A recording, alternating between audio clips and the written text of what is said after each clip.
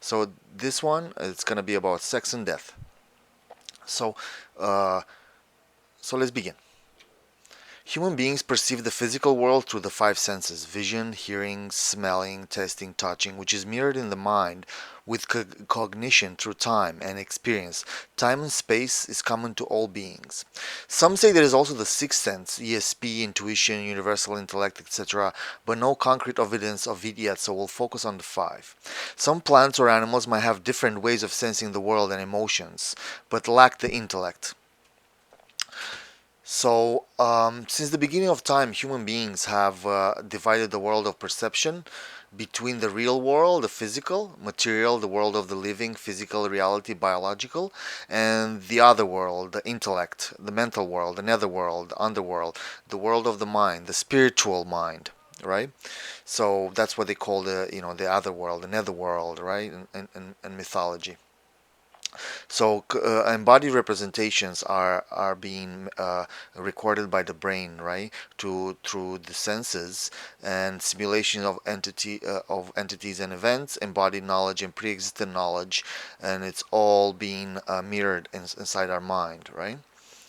So one thing in common for both the real world and the world of the mind is that they all contain ideas built out of information, revealed in imagination and dreams in the mind. And in the real world, DNA is also information. So we're made up of information that can also retain information, right? So the mind samples reality, memes, and this results in a perpetual communication between the two worlds. That is the real world, the tangible, and the world of the mind. So it's a perpetual communication between the two worlds via information.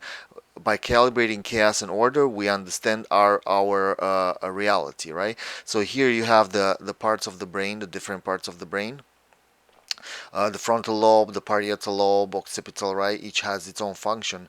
And here's the concentration and attention styles, right? As you can see, this is an analysis on athletes, right?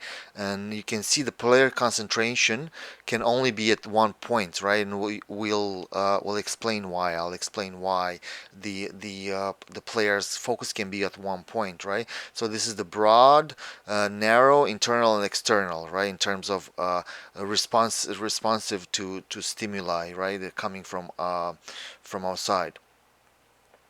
So and this is the frontal lobe. That's kind of how it works in biology, right? So to divide, right? Because I was talking about the since the beginning of time, human beings have divided the world. So to divide means to have a border, right? You have a border. That's how you divide things. A line of separation. To have a line, we know from geometry that we need 2 points, two markers, right? So 2 points, it creates a line, and that creates a division. That creates the border between the two worlds. Sex, the moment of conception, or coagula in alchemy, it means come together. That's what coagula means in Latin, right? Coagulate.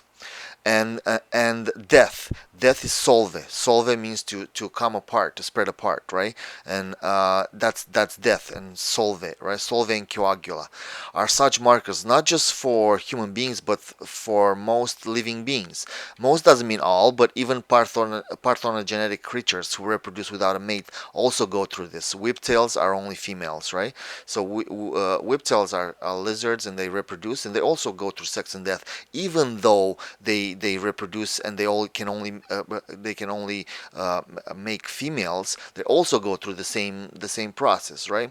That the rest of the beings are going through, right? And it's things are different, right? But I'm mostly analyzing human beings, but that doesn't only apply to human beings; it applies to many living things. So a human being is not just someone, like as I said, basic needs, right? So food, water for the body, air, oxygen, and arguably the four elements. Empedocles, a Greek philosopher, talked about this, and then influenced by Aristotle, right? Body, information, knowledge. We need information to orient ourselves in the world. Anything needs everything. Even a cell needs information. Even the tiniest bug needs information to know what to do, right? Without information, we would not will not be able to orient ourselves in the world. This exchange of information calibrates chaos and order both in the mind and the real world throughout the time of our existence, which also becomes information ready to pass on. So here and now, you see, short term, we're learning, and then the information we can apply it to our lifetime, and then ontogenetic, which we learned through our whole entire lifetime, right? Learning and developmental mechanisms, and phylogenetic, which is a very long through genes. We encode our information and pass it on to our children, right? So here we have, I know I said two, but here we have a more modern, right, which is a way of separating, which also includes, you see, it's three, and includes sociological. Of course, sociological and psychological, and it's also reflected in the world of the mind. But I included this because it's more modern. And as you see, the sociological part influence is really important because it influences behavior, right, and influences the way we act in the world, right. So as you can see right here, sociological became behavior, right. So behavior is being influenced by our sociological nature. So brain, this is our brain, our body, and our environment. You see, this is the environment here. The four elements I was talking about, right? And what you can see is that embodied cognition, emotion, and behavior are all embodied and embedded in the brain, body, as well as the environment. They affect each other, but emotion is primary, as emotion is a stronger mediator of cognition and behavior. Right, so you can see emotion right here is the strongest. That's what drives. That's narratives, right? That's what drives us the most. It's not just us. You can see emotion in animals as well, right? And what is emotion? Emotion is right here. You see, this is the circulation of sex and death, a circulation of life, right? That's what this Ouroboros represents, the snake biting its own tail. And as you can see, emotion right here, emotion, it's right here where the head, it's biting its tail, right? And also emotion in the environment, right? You see, you have the water, fire, air, earth element here. Emotion is right here, see? Right here, air, masculine, warm, and moist. We know that this is the exact representation of the sexual act, right? See right here, air, masculine, feminine, moist, warm, right? Which there's no more. I don't need to explain it further because it's self-explanatory, right? And Empedocles mentioned the four elements, and Aristotle, 350 BC, added to their perpetual change. No change can happen without inviting in chaos. Chaos is what the drop of chaos is what changes the world, right? And so every new living being born into this world is precisely that invited chaos, from the mental into the physical world, through emotion and desire, right? The sexual desire, and that comes through the eye, right? And all the five senses that are used in sex, and I'll explain why all the senses are needed to be used in creation of other beings, right? So sex, after the sexual intercourse between a man and a woman, the fertilization with the embryo's conception happens. Development of the embryo begins at stage 1, when a sperm fertilizes an oocyte, and together they form a zygote. Human development begins after the union of male and female gametes or germ cells during a process known as fertilization, conception, right? So also very very important, right? Also a new strand of DNA, unique in the physical world, it's created after sex, containing information from both parents, but also going back to their ancestors. So like I was saying before, that we give our information that it's encoded to our children, right? So in other words, the individual is a colony of information of other individuals. Not only that in our DNA, but we're also able to record information and pass it on, right? So the individual technically is a colony of information of other individuals. So every individual born has encoded DNA information from their ancestors going way, way back. That's why that's how they're able to tell, where they come from in our ancestry. If you ever do those tests, that's how we're able to tell you, right? Because of encoding. It's literally each individual. It contains information from both parents, but also going way, way back, right? And that's very important. So to recap, human beings are made of information and can also retain information.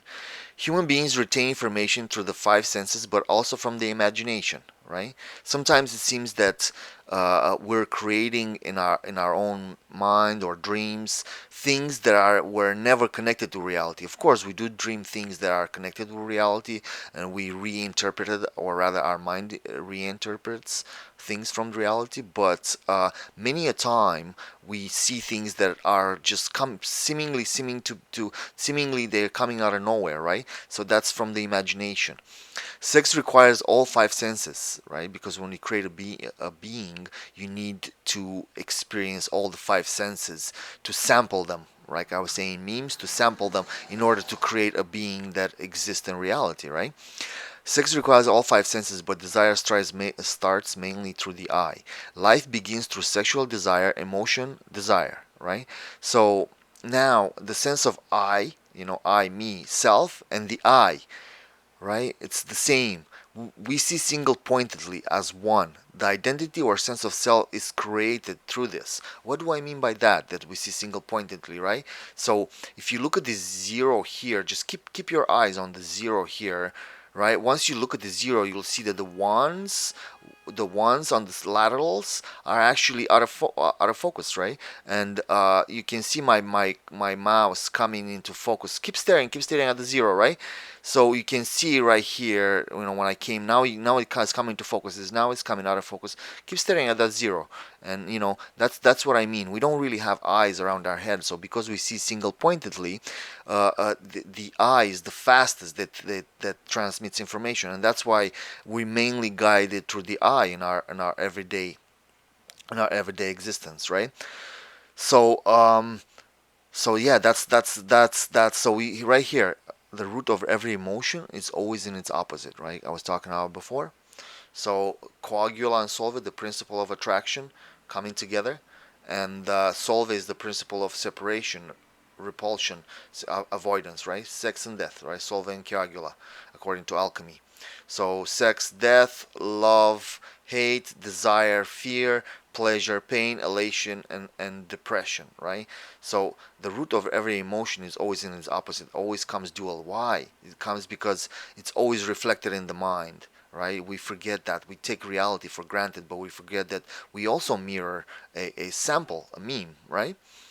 A reality. So right here you have the whole spectrum, right? Hate, death, desire, right? Love, sex, fear, and this is the chaos star, right? And this is, you have the elements, right? Going through all this destruction, all these feelings, right? That are for human beings, are in every human being.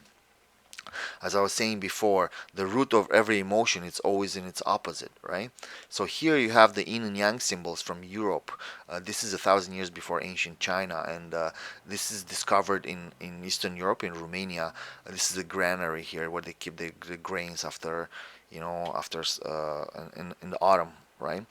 So after they collect the grain, they keep it in here, and it's very interesting because you can see the yin and the yang, what it actually was, right? That also known as Taijitu. The yin and the yang, it's actually a way of measuring the seasons, right? The for planting, for agriculture, for crops. So they were using, that's what originally yin and yang is, right? So you see winter solstice, that's how they were able to tell the whenever to for their recolts, right? To pick up the grains and food and whatnot, right? So this is, this there's no coincidence that this is on the granary, right, for the grains, because makes sense. And also here, very interestingly here, what brings to mind, and perhaps you heard it before, as above and so below. In other words, the way the our universe, the way the reality is, in the same way the human body, right, as above and so below, right? The way it is out, the same way is in, right? The way the reality, the same way it reflects in the mind, right? The duality of things, right? That's what it begins, right? So right. So here you have again Solveig Coagula. This is a Baphomet. It's not Satan. This is it's mostly, people are afraid of this figure because of the horns, and it's mistakenly as Satan or as evil. It's not evil. The pentagram is not evil at all. This is a chthonic figure, a figure coming from the deepest parts of our unconscious, right? It's an archetype. So it's you can see it as solve pointing up, right? And then coagula, right? Death, sex and death, right? That's what it means, right? Coming apart and coming together, right? And you can see it right here physically. It has breasts, right? Has breasts. It has the cosmos here, the two snakes, right? Male and female. You can see the sex here, right? And it also has the female parts and the pentagram. The pentagram is not Satan, is not evil, right? And here you can see the flame of knowledge. This represents knowledge, right? If you are aware of Prometheus, stored the fire from the gods, right? The Titan Prometheus, it kind of represents that the knowledge, right? The truth. And again, it's not Satan. This is not Satan. It's a lot to talk about Baphomet, but I'm not going to talk about the whole history of Baphomet. I'll only keep it to sex and death, to our topic, right? So here you have on the right, you have Eastern mysticism, right? Yin and Yang, and how the yin and yang forms, and you see they have different elements. They added wood and metal, so the fire, right? So the elements are a bit different, but it's still the same idea. And the unmanifest, it's how life begins, right? It's beginning with uh, the unmanifest, and then maternal, and then paternal, and this is everything, or as Tao says, the 10,000 things. Here we have principal elements of sacred geometry, which is the same idea, right? Circle represents the spirit, and spirit moves, like I was showing before, Ouroboros, or I was showing Baphomet, right? Baphomet, the way it's moving, see, it's moving, see, completely, to always moving, right? Or yin and yang, it's always moving. The same idea here. And the circle is much more simplified. And as it moves, spirit creates the Vesica Pisces right here. And Vesica Pisces creates 10,000 things, just like Tao, but it's a different. This is more a westernized version of that. And we have the pentagram here, as I was saying before. Pentagram is not evil. It's part of the, it's part of the ancient knowledge of humanity. And it's not the devil, it's not evil, it's not satanic, it's not Luciferian, it's not. The hexagon, the 7 days of creation, the seed of life, the tree of life, the egg of life, the flower of life. These are very famous. I'm sure you can find it online, on YouTube, whatnot. Very famous figures, geometric figures, right? Especially in latest times, where the internet has exploded with esoteric knowledge that is available everywhere. So yeah, so right here we have the seven Hermetic principles I was talking about earlier about Hermetics. Hermes, Thoth. It's a lot to talk about, so I'm not going to dive too deep into esoteric knowledge, but I'd rather keep it to sex and death, right? So here it tells you seven Hermetic principles, and the first one is mentality. The all is mind, the universe is mental. But then you notice that the rest six of them, very interesting, because you notice right here, see how we split. You see, you have six. You see the hexagon right here, gravity, length. You see, Vesica Pisces generating hexagon to construct polyhedra, right here. So you can see from here how the six, right, seven Hermetic principles. So the first element tells you that the all is mind, but then you have the principle of correspondence, vibration, polarity, gender, rhythm, cause and effect. All of these are part of the real world, not part of the mind. But the first one, the seventh, it's all is mind. The universe is mental, right? So we have correspondence, as above and so below. Perhaps people have heard that before. Vibration, nothing rests, everything moves. Polarity, everything is dual. Gender, right? Rhythm, everything has a rhythm. Cause and effect, right? Cause and effect, it's basically good and evil. But good and evil, like it says here, thinking in terms of good and evil rather than cause and effect has much more profoundly evil consequences. So it's much better to look at things at cause and effect rather than good and evil, because good and evil is very subjective. So it's very interesting. Seven Hermetic principles, the Kabbalion. You can find it online on YouTube and whatnot. And also it's the same kind of idea. You see, the all is mind, but then all these are part of reality, right? So it's reflected in the mind. It tells you the same thing. So now I was talking about the eye before, how the sense of self it's diverted to the eye because we see single pointedly.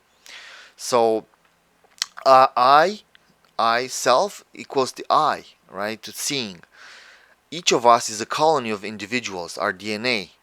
But because the field of vision is single pointedly, so is our sense of self. Individualism is created in such matter, right? Even though we are a colony, but we are or a colony just in regards to information, right?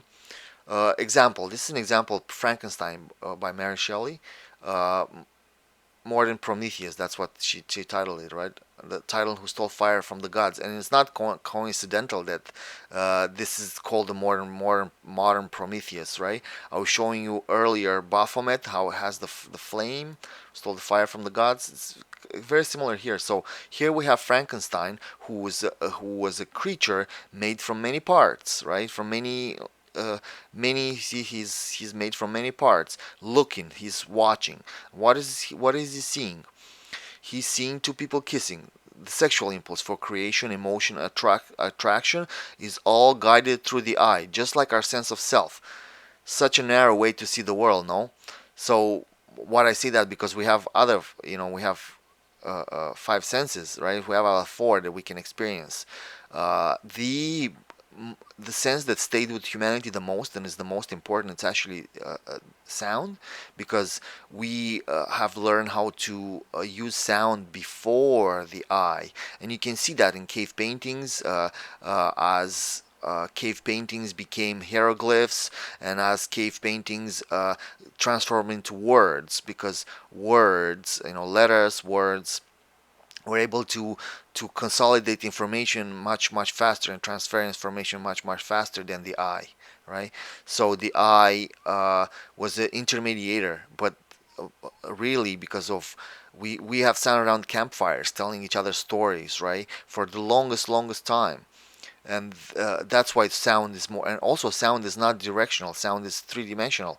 So that's why sound has been with us since the beginning, but it hasn't been lately, mostly in the last 3,000, maybe more years, maybe 10,000, 20,000 years. The eye has been taking precedence, right? But I think it's a trick, right? And you see, he's right away when Frankenstein saw the sexual impulse, something was awakened inside of him. You see how he's guiding, as he's looking, right?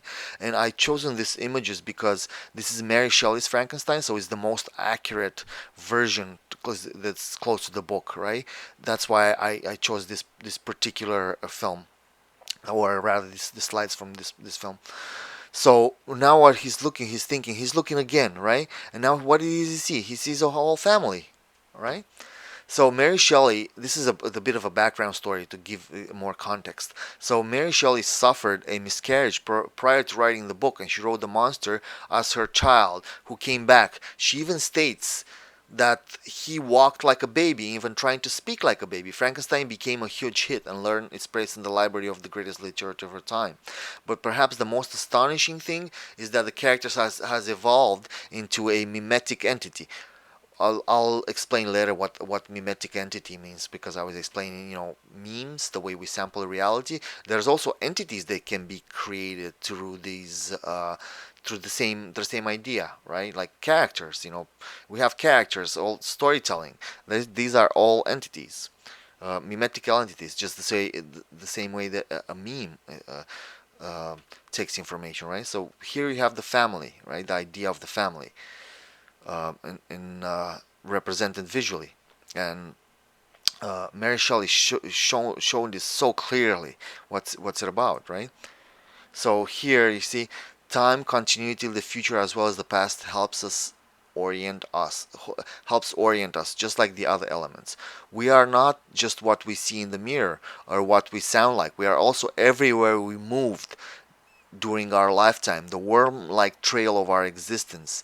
That is also us until the time of our death. So, we move. Even if you stay in one room your whole life, you still move around. And that trail, that doodle, call it what you want, that is also you. That's part of who you are, as well as your image. Your image, your sound, all these are part of you. But when we take sample reality from people, we only remember certain parts, right? But this is a very important part because that's technically you, from the time you're born, from the time you're conceived rather, because you're in your mother's womb, and you move with your mother because it's all part of life. We are not I'm not gonna look like this, and I wasn't like this my whole life, right? You evolved, it becomes a zygote, become a fetus, and then a fetus becomes a baby, and the baby becomes a child, and the child becomes a teenager, and the teenager becomes an adult, and the adult becomes an old person, and then, right? It's part of a process. It's not just, you cannot separate one from the other, right? The whole part. That's why they're saying that life begins at conception, because indeed it is true that life does begin at conception, when we cannot just separate all the parts that we agree with, because that's not life. We selectively see life, and it's very important for us to see life as it is, as a whole, not just separate the parts that we like and just delete the parts that we ignore, the parts that we don't like, because it would be just ignoring reality. And that's why I made this presentation, to show things that are not exactly how people think they are. So yeah, so you see here's creating an image. You see this him he's smiling. He's perhaps imagining how he would be, um, if he would have children like that, if he would have a family, or rather, he's happy for the people. Whichever case may be, it does create. It does. You see how he's emoting to the eye, right? So Frankenstein, who's made from many parts, as a colony, as any individual. So he's a symbol for that. The sexual impulse is manifested strongly through the eye, which, being directional, also carries fast as the most amount of information. Information can be manifested through all the five senses, but also from the imagination. The visual element was added later, as I was explaining before. Human beings were transmitting information mostly through sound via storytelling, emotion, prior to the eye. Or we learned how to do pictorial, but it wasn't as simple. Sounds came first, of course, right? And they have been with us for, because human beings that haven't been around for, the oldest cave paintings like 50,000, right? But human beings have been around for more than 50, 40,000 years or whatever, right? A lot more. Nowhere has most of the above, or I was talking about before, studied than mythology, religion, spirituality, right? What Jungian, in other words, a reflection of the mental onto the material plane, a way of explaining chaos and order at the macro micro level. So here, I was talking about earlier, right? Religion and spirituality, right?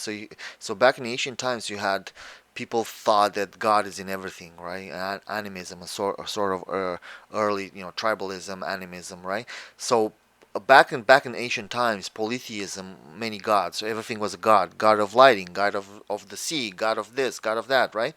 So polytheism celebrates sexuality, recognizes that human beings are animals and should behave accordingly. What does that mean? So if you everywhere around the world, you see all these gods that are like half human, half animals, because human beings notice that animals, perhaps we can either mate with animals or we are animals. Regardless, they saw human beings as being animals, and animals are animals. Animals are behave. Don't be an animal, they say, right? So that was the ancient times, right? And the polytheism, right? So. Uh, So polytheism. So here you have rape legends and Led and the Swan. You have it all over, right? Not just in Europe, not just in Asia, not just you have it everywhere. Everywhere there's polytheism, there's always legends of rape, of incest, of killing, mayhem, and you have it represented here. Bacchanali. Bacchanali was like orgies, right? In Bacchus, the god of wine, back in the day in Europe. So from this societies throughout the world, and again, this has nothing to do with has nothing to do with race, or nothing to, has to do with everybody, all human beings, because all human beings all over the world are very similar. So then monotheism came, and um, monotheism represses sexuality, right? Sex for procreation, man and woman. Human beings are separated from animals. So you can see angels here, and angels are have wings like birds, but mostly, God, Jesus, Muhammad, you name it. They're all human beings, right? They're not animals anymore. Less and less animals. And you have here the Burak, the horse that Muhammad flew to heaven, right? But that's just one horse. The rest are all human, mostly human, right? And that's when humanity evolved in their consciousness, right? So here you have a more modern way. You have the universe God, and then God is everything in polytheism, and then you have pantheism, and then pantheism, which is God and the universe is inside, right? But these are came a bit later, so that's why I'm mostly talking about monotheism and polytheism, because that's more accurate to say, So pantheism was coined by Joseph Ralso in 1697, and pantheism coined by Karl Kraus in 1828, right? So that's why kept them mostly, because these are a bit more. They're more. I don't want to be too. I'm not like studying religion, but I'm talking about sex and death. So that's. I want to just keep it succinct to the point, right? So here I have a better explanation. You see, non-monotheistic and monotheistic, and these are all animism, polytheism, pantheism, non-religious, and then you have the three main religions: Judaism, Christianity, and Islam, which are still here and still powerful, right? We're still there. So here you have Judaism, you have Christianity and Islam, and one thing that they brought above, what really changed, because people moved from one to another, right? And what really changed was the ethical worldview. People didn't want to be animals anymore. They were tired of behaving like animals, right? So they created ethics, and now you have, wherever monotheists go, uh, either Christianity or Islam, they would look towards polytheists and call them savages or barbarians, right? That's why the Native Americans were called savages. That's why the Australian Aboriginals were called savages. Has nothing to do with the racism. Has nothing to do with has to do with sex, because they were behaving like animals in their worldview, because they didn't have this ethics, because Europeans or in Middle East or in parts of Africa, they went through this and they were tribal, and some, like for example, Hinduism is still around, and it is a polytheistic, right? So monotheists try to impose their view because they see it as an ethical, so they see it as above polytheism, and that's why, for example, Islam just kills them all. They're not even like, whereas Christianity tries to convert them or tries to forcefully, what happened in North America with the Native Americans, right? They were forcefully converted, right? But I'm not here to judge any of the systems. I'm just presenting you the facts. So I'm presenting you the facts as they are, and you make what you want to them. But I'm not here to judge neither polytheism nor monotheism. I don't see it. That's how they see it, and that's why I'm explaining it to you, right? It has got this ethical worldview, which they claim to be superior. And why is that? That's specifically because they should not behave like animals, right? In the line between human beings and animals. And that's, you can see it. You can see it in the visual representation of the gods in monotheism and in polytheism. And animism, anything, like anything can be God, right? So that's where monotheists would say no, because again, it's the ethical worldview. Anyway, so let's move on. Uh, so I was talking earlier about mimetical entity, right?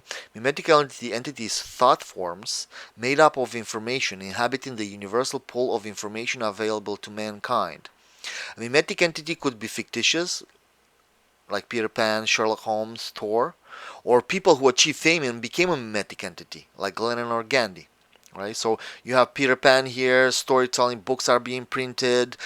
Children movies are being made. Money is being invested to make this character Peter Pan. And even though Peter Pan never existed in reality, human beings act as Peter Pan does. It's part of everybody's dressing up for Halloween as Peter Pan. Not everybody, but a lot of people do dress up as Peter Pan. It's very popular, right? Very popular character. Money is being is definitely change our society. Peter Pan, I could say, for a creature that never existed, that's pretty powerful, I would say, right?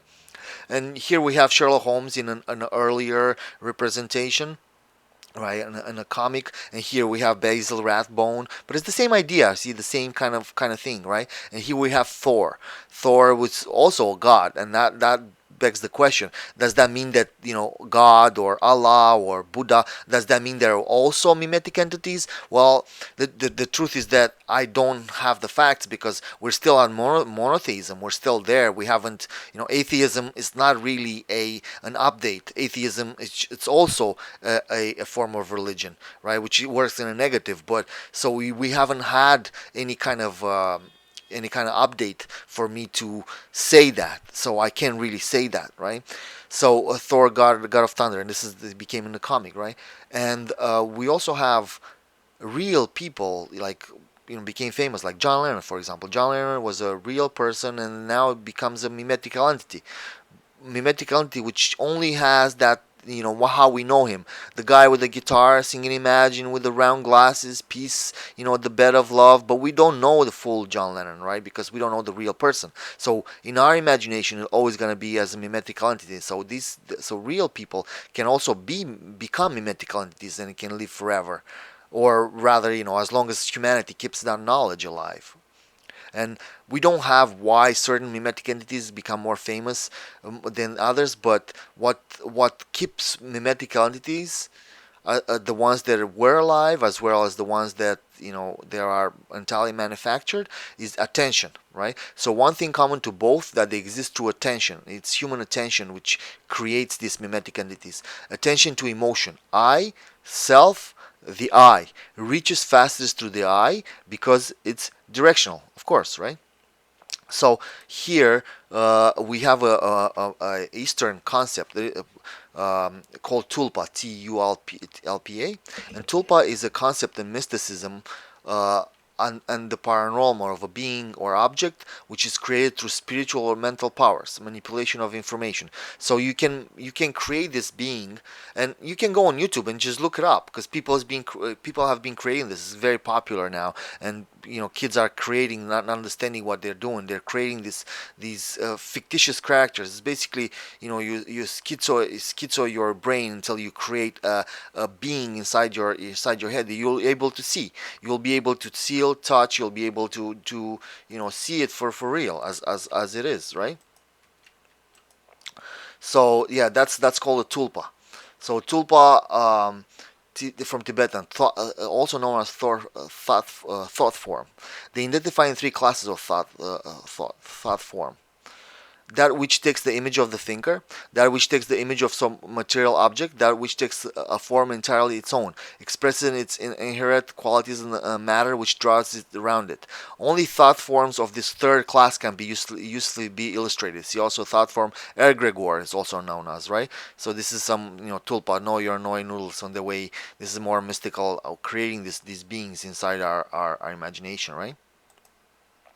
So here we have David Lynch, in his book Catching the Big Fish, says that ideas are like fish, and if one wants the best idea, one needs going deeper within his or her own consciousness to catch the big fish, right? Lynch almost gets it. He almost gets it because fish are living beings. Like he calls, like fishing, but he doesn't realize that actually fish are living beings just as well, just as are mimetic entities. So when we say that Peter Pan is real, it is real, even though this character never existed. It's still real on some different plane. It's influencing our world. It's creating wars. It's creating wars. It's creating well, I guess cultural wars, because everybody wants to be Peter Pan for Halloween. Or it's creating movies. Money are being invested on target, right? And that's for every characters like Don Quixote, Robinson Crusoe, Sherlock Holmes. are not dead but live forever in the consciousness of people, just like the old gods do. So saying they don't exist isn't entirely accurate. They do exist, but not on the same plane. Is God a mimetic entity? I don't know, because like I said before, we don't really fully know the future yet. So we can't really know that 100%, right?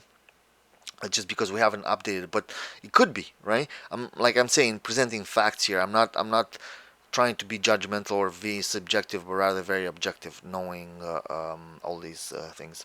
So human beings are made up of information, but it can also store information. Information helps us orient ourselves, conscious and unconscious, and this is the Jungian.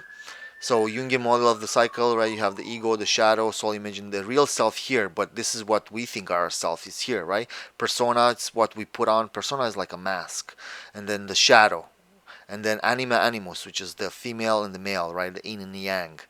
So the collective unconscious and the archetypes, the symbols are being pushed out. So you can see here in a bigger image that family, religion, society, it's forming us, not just our personal unconscious, but also our ego. And this is coming back. Behavior, dream symbols, behavior, right?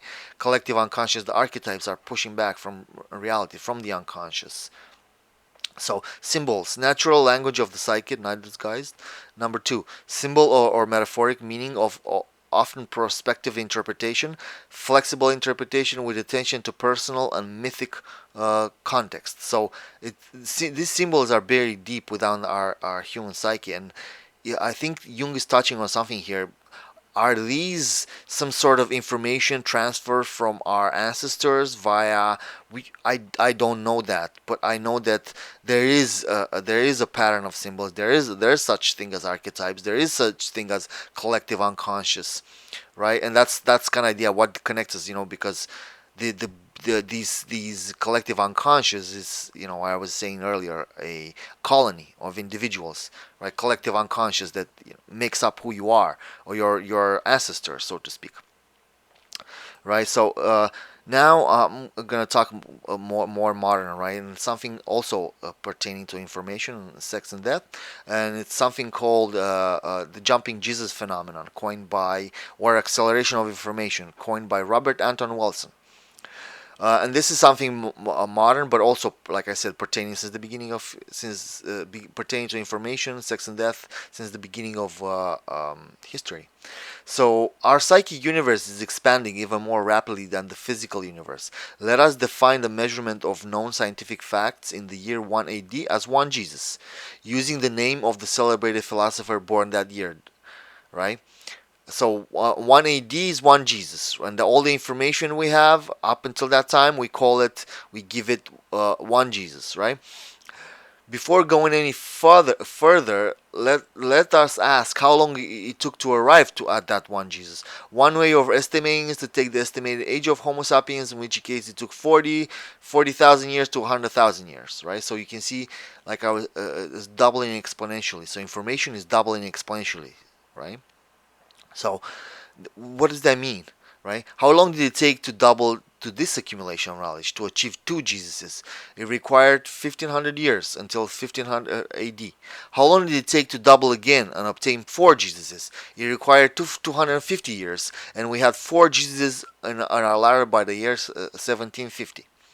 The next doubling took 150 years, and by 1900 AD, humanity had 8 Jesuses in our information account. The next doubling took 50 years, and by 1950 we had 16 Jesuses. The next 10 years, and by 1960s we had 32 Jesuses. The next doubling took 7 years, and by 1967 we have 64 Jesuses, and the next doubling took 6 years. By 1973 we have 128 Jesuses. So because it's double exponentially, getting faster and faster and faster. So there's no reason to imagine that the acceleration has stopped. Of course, thus we almost certainly reached 250 Jesuses around 1978 to 1979, and 512 Jesuses 1982. So that's a long time ago, and it's much faster since then, right? So imagine if information doubles exponentially. Imagine how fast it will get to a point that every fifth of a second will be like double the movies, double the books, double the everything published, double the information, because information is everything. In short, we are living in a mental transformational space that is an omnidimensional halo expanding towards infinity in all directions. And the electronic center of this halo of mentation is possibly everywhere. It is all available to you right where you are sitting now. Just plug in a terminal. The machine doesn't care who or what you are. So the doubling of information. So not only that we are human beings are made of information, but we can also store information. But also our reality it's literally information.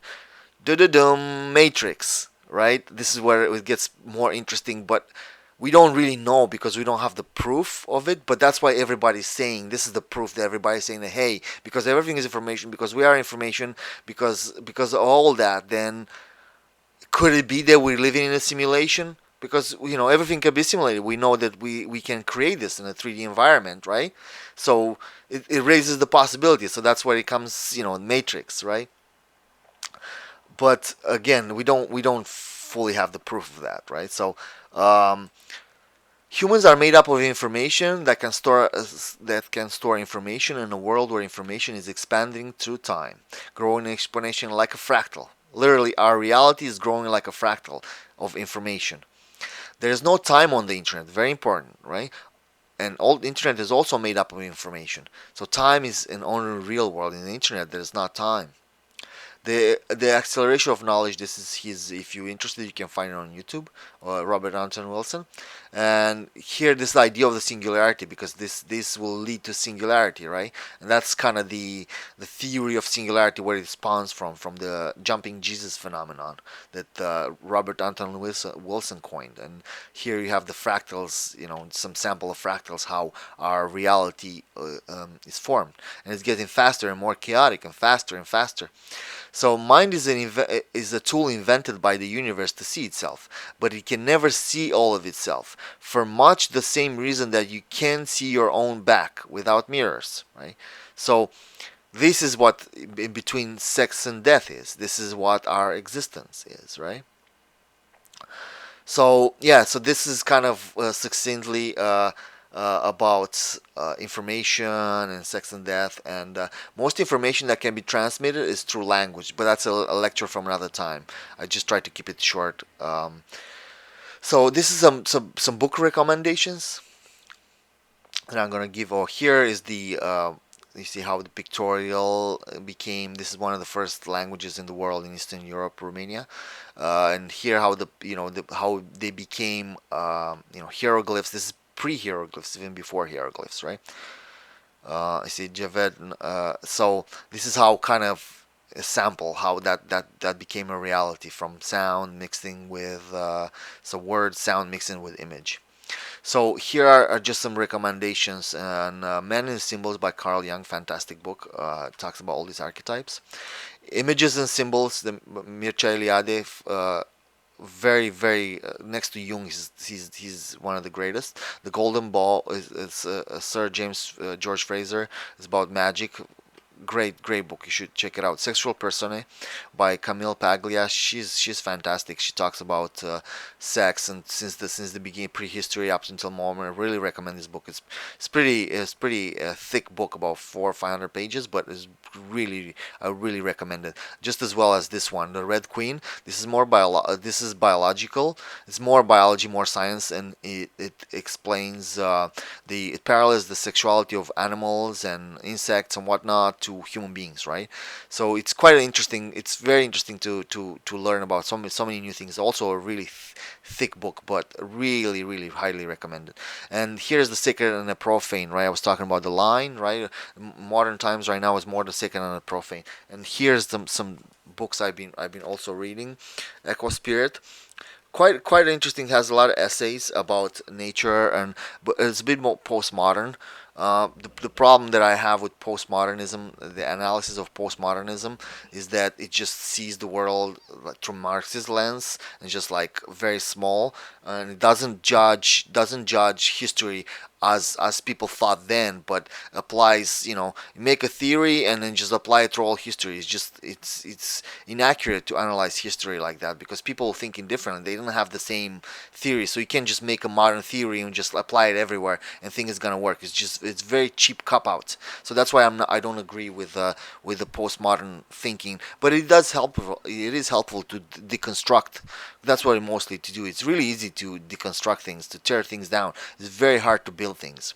This is a book that I've been also reading recently. It's called Animals, Animals in Religion, and it also takes a postmodern approach, but it has a lot of storytelling from religion and a lot of cool quotes and whatnot. But I also have a problem with this because it makes it seem that human bad, animal good, right? But doesn't take into account that we've been around living with animals for hundreds of thousands of years, and only in the last, let's say, we start domesticating animals and we start behaving really badly. Like now, I understand that why people are pissed off, right? Because animals are being just used now, and I understand that. But you cannot ignore the history and how these animals were just killing us for hundreds of years before the humans can actually learn how to make weapons, and then start domesticating the animals. But way before that, we're just being killed like there was no tomorrow by animals, right? So that again goes to polytheism and monotheism, what I was talking about before.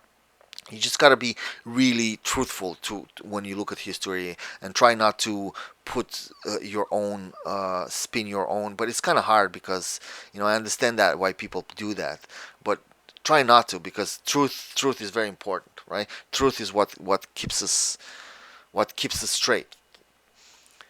And here's it's also a very interesting book about prehistory. It's called After the Ice Age, After the Ice, right? So this is about the Ice Age and what happened, and after the ice. Quite an interesting book. I read it, and about a lot of prehistory, how we formed. It goes into things that, because most books, most knowledge about prehistory, about Neolithic, is not very widely available, right?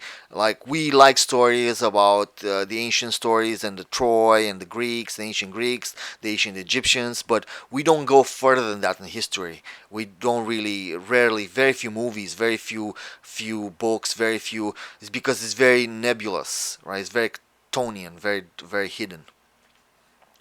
So that's why we don't really go into depth about that kind of that part of history, right? So yeah, so here's another book that I was talking about earlier about sound, and he's got a very interesting. The same guy who wrote After the Ice. This is about singing Neanderthals. It's called, and it's a very interesting theory how the Neanderthals, which is before us, before the Cro-Magnon, Neanderthals were very much interested into because they had a big cerebellum, right? By the scientists looked at what they found, the craniums and all the fossils and whatnot, and they deduced that the Neanderthals had a bigger cerebellum, and they were, from all this stuff, bigger eyes, and they were nocturnal creatures, and they were more into sound. And it goes to what I was saying before, that sound, it's actually, has been with us much longer than the eye, right? Because what we see to the eye, because I feel that the eye it's a bit of a trick, right? The truth is always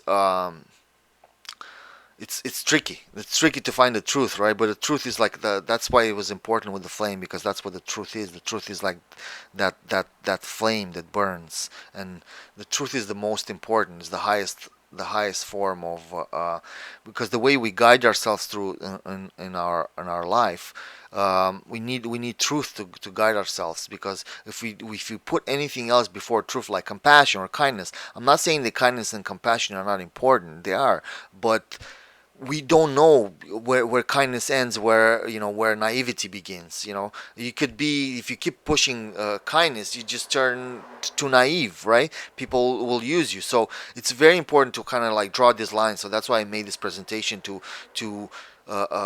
delineate and to talk about these lines, and to talk about when it's time to actually draw a line and be, hey, right? So yeah, so this is also a great book that I've been reading about barbarians. This is more, about behaviors, unknown. It's called Barbarians and Empires and Barbarians, right? And also the same guy who wrote that, because I really like his the way he writes. The same guy who wrote After the Ice and the Singing Neanderthals. So anyway, so hope you like my presentation, and thank you very much for watching this. And